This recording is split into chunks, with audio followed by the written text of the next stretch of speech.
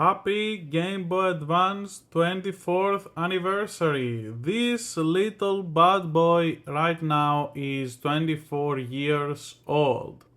Although he's wearing a new plate and everything, inside the guts of it is 24 years old. And I wanted to make a video to talk about this bad boy, not really memories and everything, but how I actually play this console generation of handhelds these days.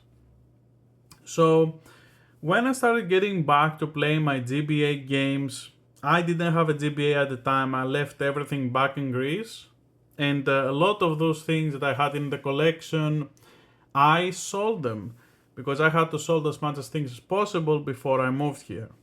Anyway, that's another topic, but I got this immediately. This is a Mayu Mini Plus. This was cool for a moment, but after a while it just felt like I was conscious that I was using an emulator. And as you can see here, playing a lot of Castlevania, Metroidvania, and Pokemon. This did not really feel the ideal device, especially with the back LNR buttons like this. So I went back to the source, and the source was being able to play on something like this. I was able to mod it myself with an IPS V3. I have messed up some things with the cell, and yesterday I spent a couple of hours of fixing everything up. I was able to fix the switch because it was draining too much power, and that was my main gripe with it. That it was draining too much power, and I left it to not be played at all because of that. I don't know soldering, and I only did it from the outside. Somehow it worked. Now everything is fine. Currently running at 6 hours with an easy flash on the back, Omega. And that is pretty satisfying, so I have been using it a lot more since that. I have been testing the battery out. At some point it may close because it's out of battery. But I wanted to explain also the other two options. So you have the base, like the real hardware, right? Everything here is the real thing. You get the feeling, especially if you're playing Metroidvania games. You have the LNR buttons are very profane and everything is as you want it to be, right?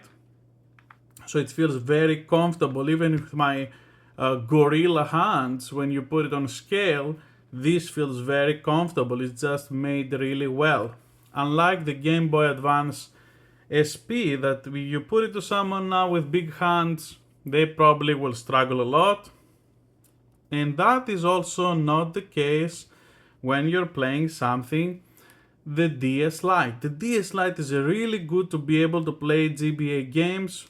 My gripe with this as well was that when I got it, I was mostly trying to play not GBA games. I was playing DS games, and I have a flash card for DS games, and I'm able to play all my games with that. I have the Easy Flash Parallel, which is really fine.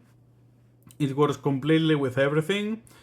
And on the bottom here, I have a GBA Flash card, which only flashed one game in, GB Flash, and it has Pokemon Emerald. So that runs completely like one ROM. It's like an authentic game as close as it can be in terms of battery consumption and everything like that.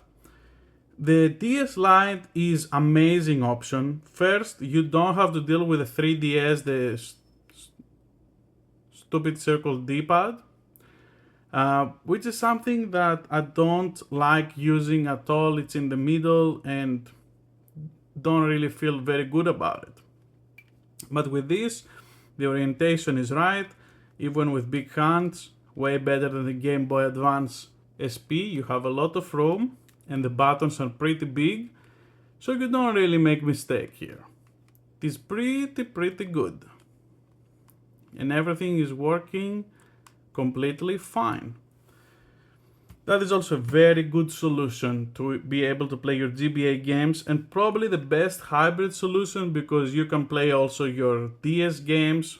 With two flash cards, you are jam packed with amazing portable games.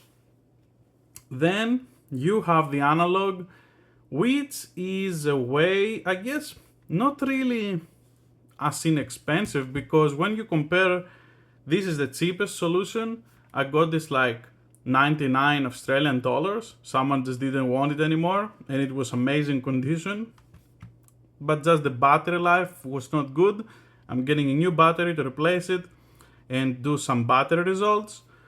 This one, as I said, running right now at 6 hours, and it's doing very good, especially with having a flash card. I have my rechargeable batteries in here, and finally it feels like I can play this thing again, because when you're able to play in a GBA for 2-3 hours, feels very weird.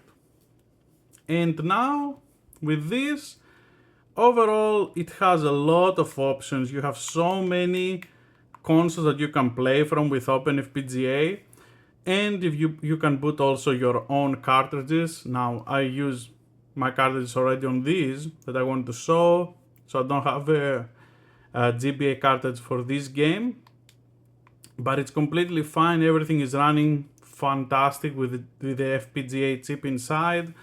And the bonus that this has is that not only you can play Game Boy, Game Boy Advance, Game Boy Color, you can play Super Nintendo and all of that on your hands, but also it has all the modern things. You can use your link cable, but you can also charge with USB-C. You still have your 3.5 millimeter headphone jack, and the buttons are pretty fine. I have no problems doing my stuff in Metroidvania games, although I have to say it is just not as comfortable as the original. It is not. It is just a better Game Boy Advance SP in that regard. And sometimes if you have a big card as well, your hands could get a little bit uncomfortable, but overall it's good. And I think it's definitely a fine way to play these games and a lot more, because as you can see, the aspect ratio for Game Boy Advance, it is not perfect there. But what I really love doing with this one is be able to take the flash cards from whichever it is, put it on here, which you can laugh because like that kind of defeats the purpose.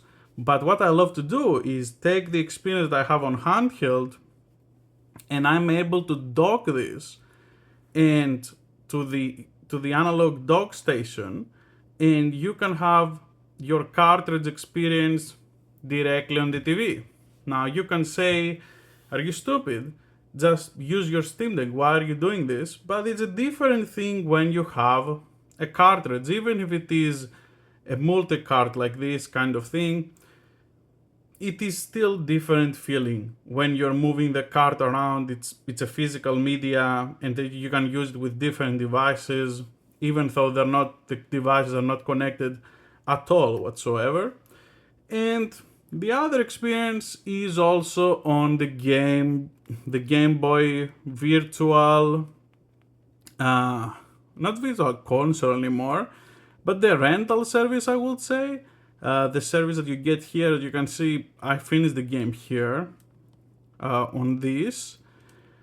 Metroid Fusion is one of my favorite games ever. Just love this game so much, and the D-pad and all of that really accommodates on the Switch Lite how it should be. Obviously, sometimes you get this to get in the middle, but it's not a huge deal. Overall, it is a fun experience for software emulation. If you don't want to buy anything, you don't want to tinker with anything, for some games this is fine. But overall, I think revisiting and fixing this up just felt really, really good. That I'm able to still be able to use this and have fantastic experiences with this device. And I just want to say how cool it is that we have so many community projects that you can have IPS screen with brightness controls and all of that. customized cells. This is what I would want as a kid and as a teenager. But now finally we have all this cool stuff, and I'm getting a USB-C here mod. Maybe if you guys want, I will showcase it when I get it over, if it is worth it over rechargeable batteries.